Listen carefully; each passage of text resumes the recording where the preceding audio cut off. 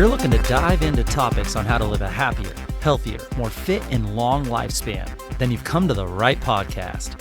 Livin the Dream with me, Coach Damian Evans. Together, we will explore the topics on all things health, fitness, and wellness.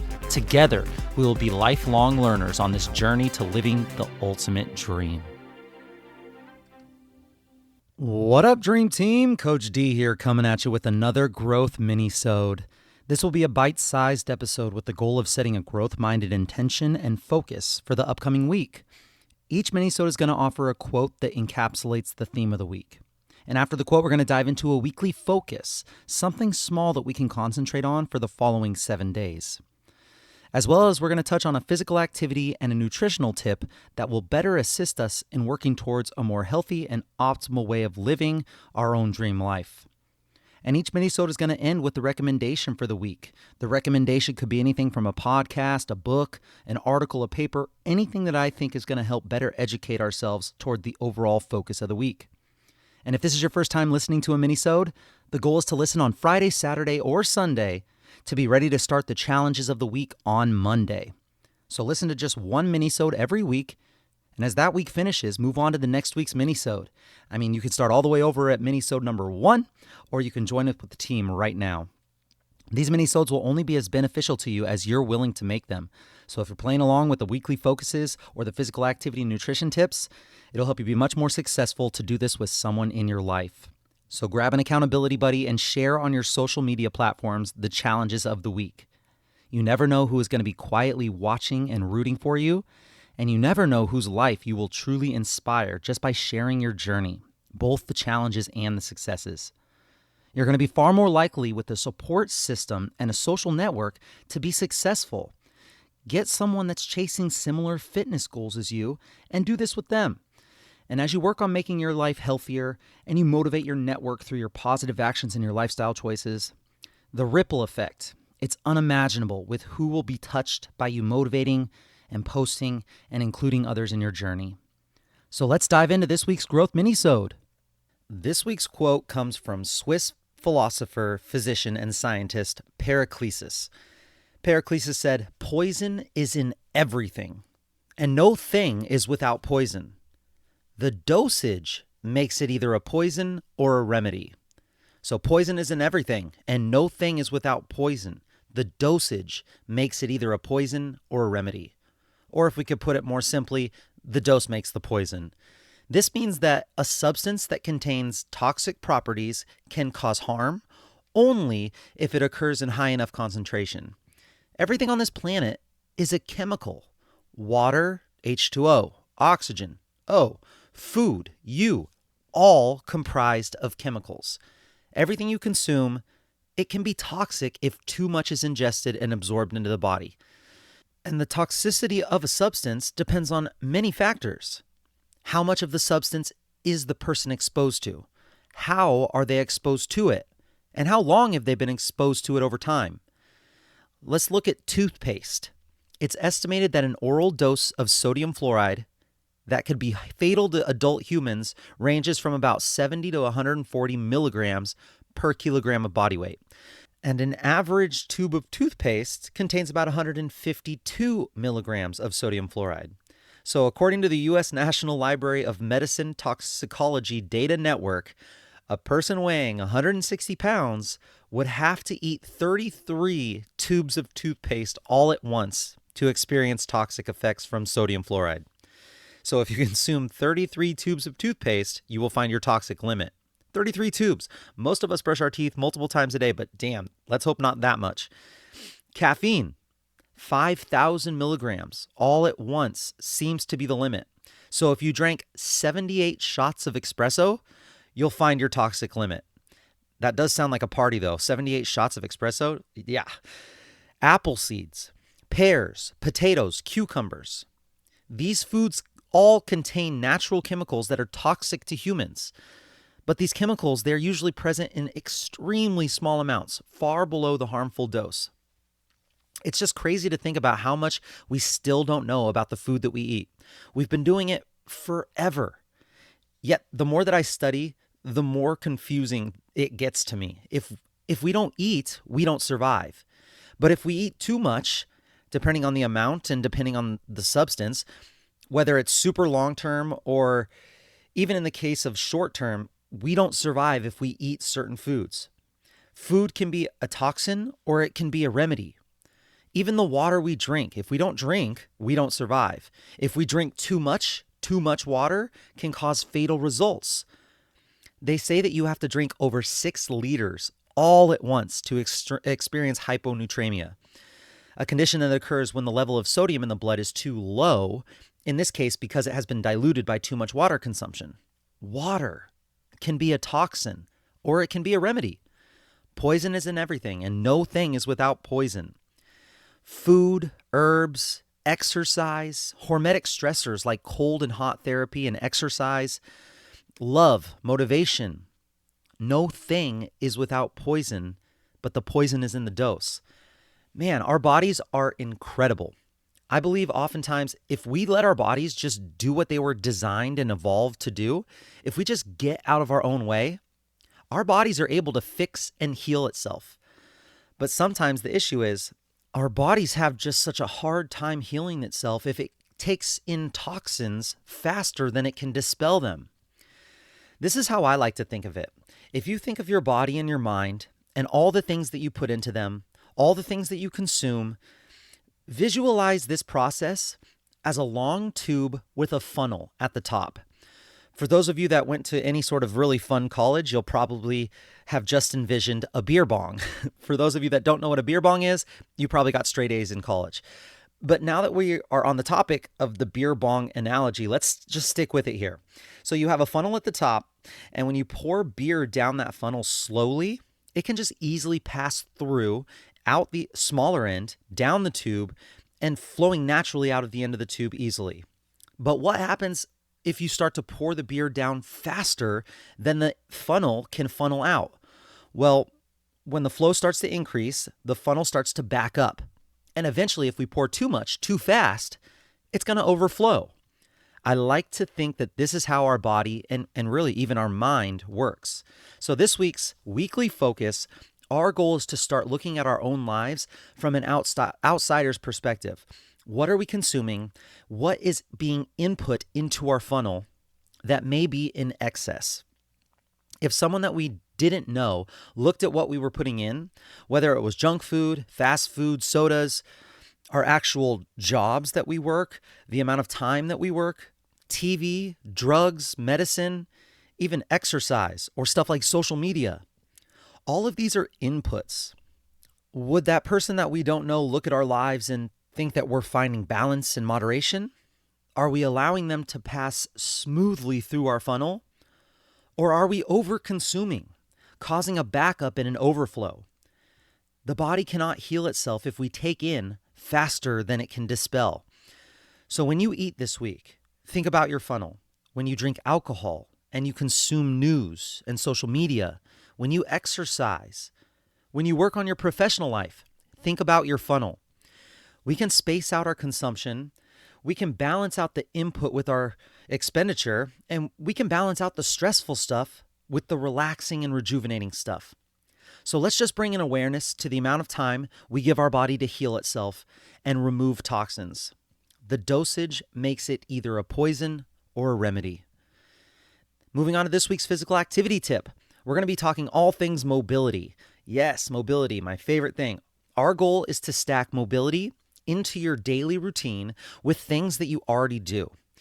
I like to think of your mobility work the same way that we think about brushing our teeth. You don't need to do it a lot, a ton, but it's so important to do a small dose every single day. Here are some ways that I incorporate my mobility into my daily routine, stacking it with things that I already do, allowing me to get my movement hygiene in without dedicating any extra time to it.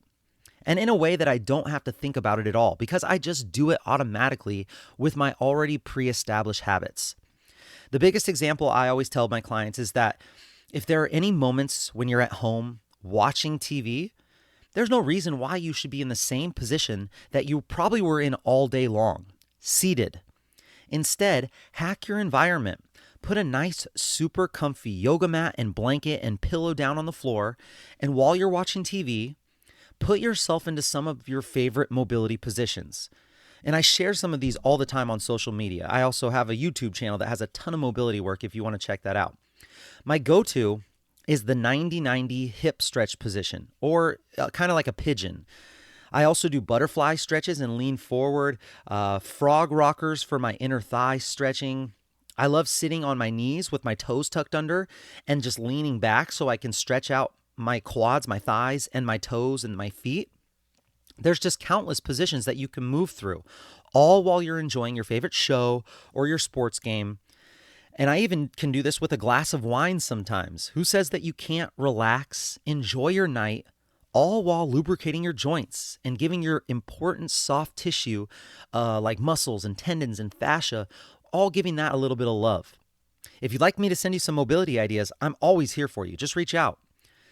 Another mobility stack that I do for my shoulders is in the shower. In the shower, yeah. I have this shower back scratcher brush thing, and I've noticed that when I put my arms up and over my head and try to touch behind my back, my right shoulder, it's lacking a little bit of mobility. So with this back scratcher cleaner thingy, I try to clean my back with my right arm so that I can get that brush to touch every single inch of my back. So I get my right shoulder from above, from below, and then I do it with my left. And I can also increase my mobility by holding the brush closer to the head instead of all the way down at the end of the handle. So I can make a game with myself. How close can I get my hand to the head of the brush and hit every inch of my back still? And I do the same thing with my other arm, looking for imbalances. Is there one side that's lacking mobility than the other? And I've noticed over a month or so, I've increased my control in those ranges of motion that I really once struggled with. And I've noticed that my right shoulder is catching up to my left. And weirdly, this random neck pain that I've been experiencing, I've noticed that it's kind of going away, it mysteriously disappearing. I can also measure my progress and make a little game with myself. So to make this more relevant for you, is there any movement that you find you're struggling with that maybe creates a little bit of pain when you do it? Maybe taking your hand all the way behind your head, up overhead, reaching ahead overhead. Maybe that's something that you struggle with. Maybe it's not being able to rotate your torso all the way around. Or maybe you feel pain in your neck when you turn it too far to the side. Figure out what movement challenges you, and then how can you stack working on that movement with something that you do every single day. One way that I do this is if I ever drop something on the ground, I force myself to either do a deep squat to pick it up, or I do a slow single leg deadlift. So I'm either working on my hip and ankle mobility, or I'm working on my balance and my backside strength. That's an easy addition and challenge to throw at yourself. Just make a deal with yourself the same way that I make a deal with myself anytime that I get off the ground. I do not use my hands getting off the ground. You can do the same thing and you can hold yourself to it. It could also be as easy as if you're standing in front of the mirror while you're getting ready in the morning.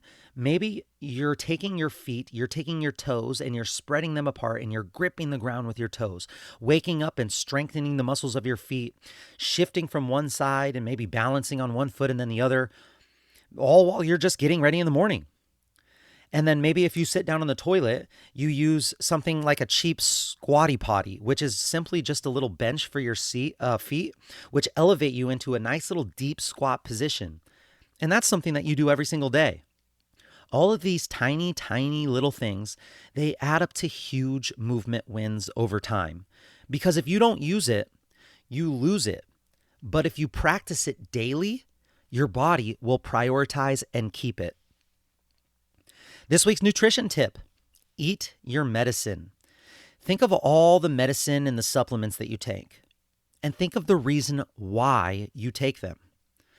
And then research what natural whole foods, herbs, spices you could put into your daily meals to help you heal yourself from the inside out.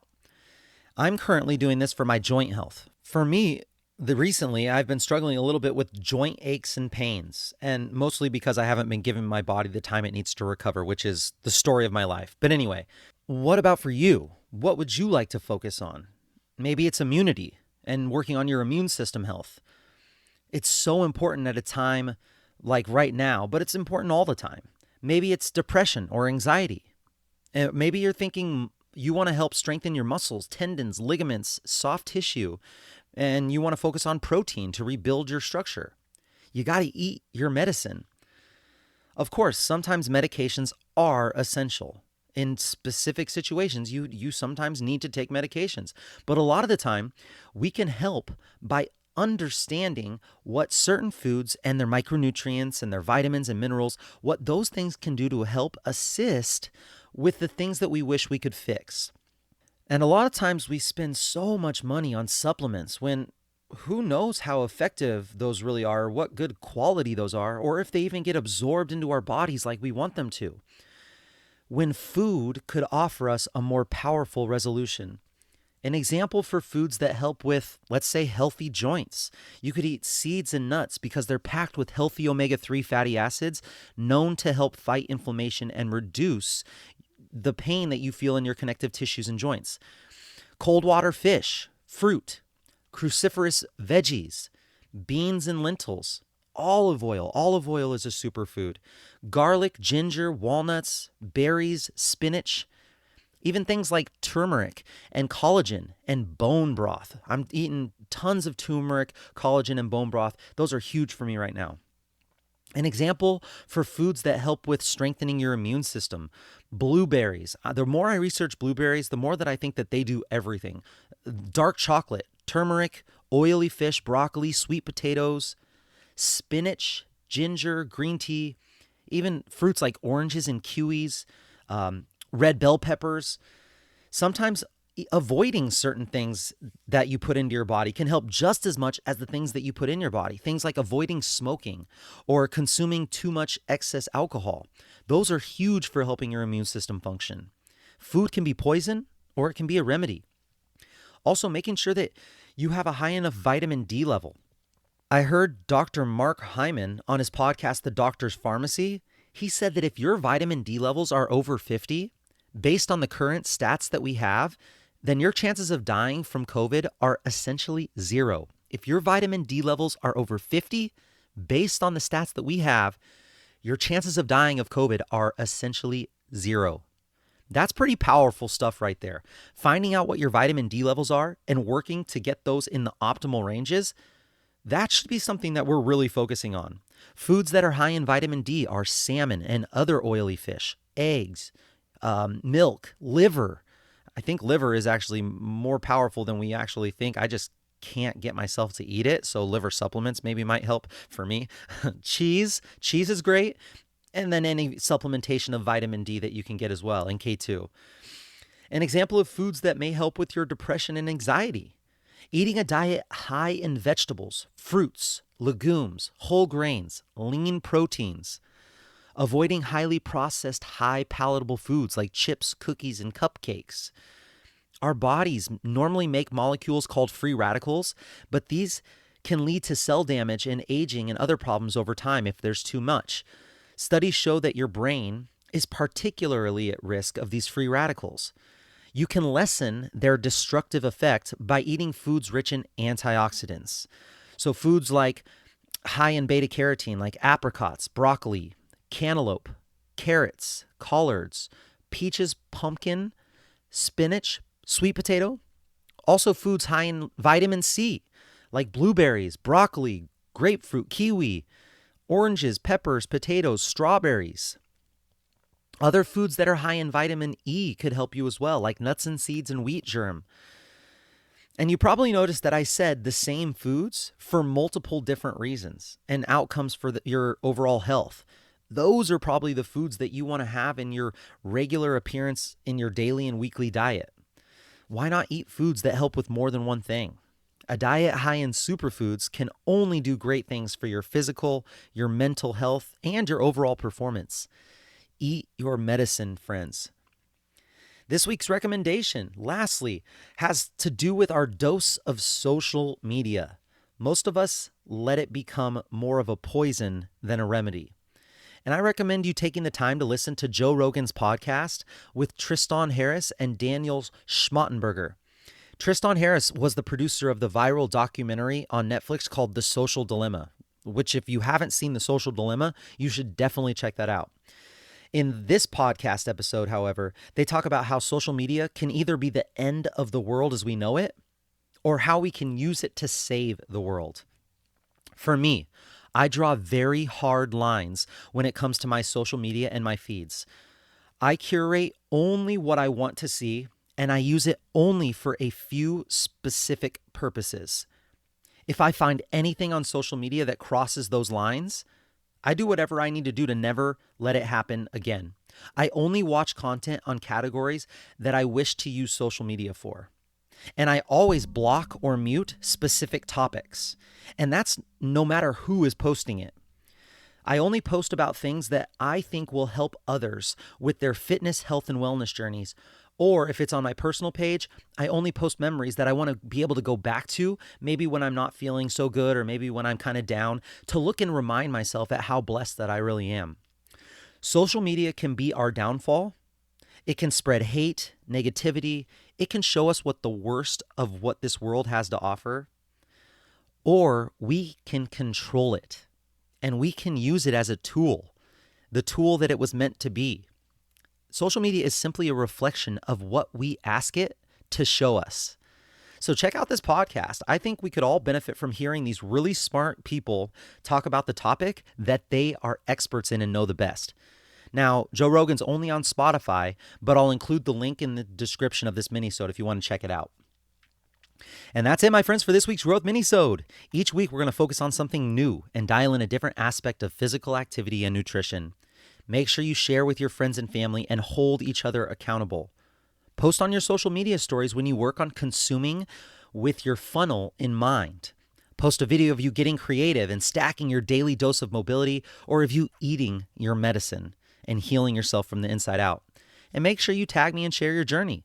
Let me know if you have any other suggestions or tips that will help this Live in the Dream team that I can discuss on future episodes. And I will be right here with you, working on making us stronger, happier, and healthier humans. Until next time, friends, keep living the dream.